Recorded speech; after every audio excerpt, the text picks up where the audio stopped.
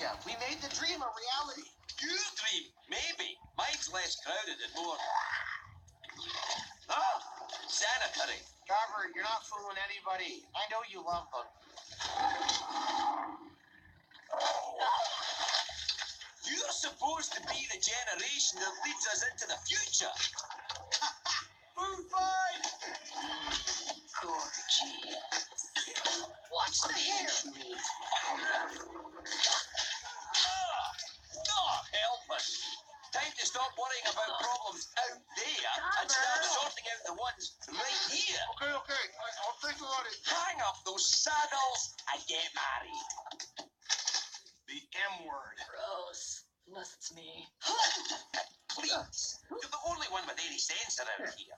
With you wearing the pants, there's still hope. Wow. Not awkward at all.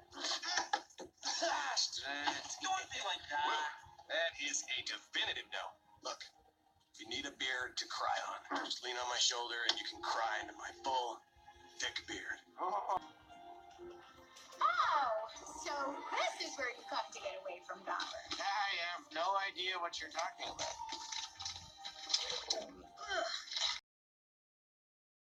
Well, he's right, you know. Really? You think you and I should... Oh, gods no. We're nowhere near ready for that. No, that's crazy. I mean, he's right about all of this. It does seem like the whole world knows about us now. Yep. And the more dragons we bring back here, the bigger of a target we become. Ugh. I just wish there was some way to make them leave us alone.